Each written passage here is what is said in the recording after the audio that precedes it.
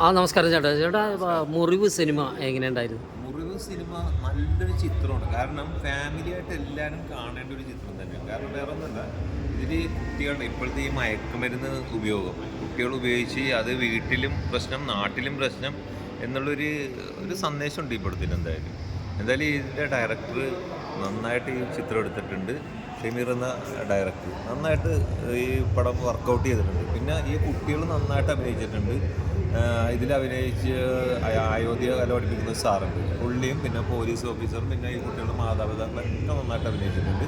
എന്തായാലും മുറിവ് അധികം കോടികൾ മുടക്ക് മുതലില്ലാത്ത ഒരു കൊച്ചു ചിത്രം എന്ന് ഇതിനെ വിശേഷിപ്പിക്കും. കാരണം ഇപ്പോഴുള്ള ഈ കുട്ടികളെ കൊണ്ടുവന്ന് ഈ സിനിമ കാണിക്കണം, നിർബന്ധമായിട്ടും കാണിക്കണം. നല്ലൊരു സന്ദേശമാണ് നമുക്ക് തരുന്ന ഈ സിനിമ.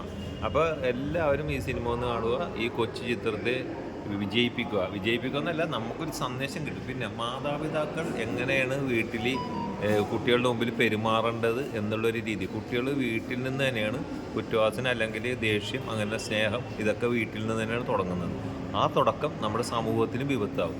അപ്പോൾ മാതാപിതാക്കൾ വീട്ടിൽ എങ്ങനെയാണ് പെരുമാറുന്നതനുസരിച്ചാണ് കുട്ടികളുടെ ജീവിതം നന്നായിട്ട് വരുന്നത്. അപ്പോൾ എല്ലാവരും വന്ന് കാണാം, അങ്ങനെ ഒരു നല്ലൊരു സന്ദേശമുണ്ട്.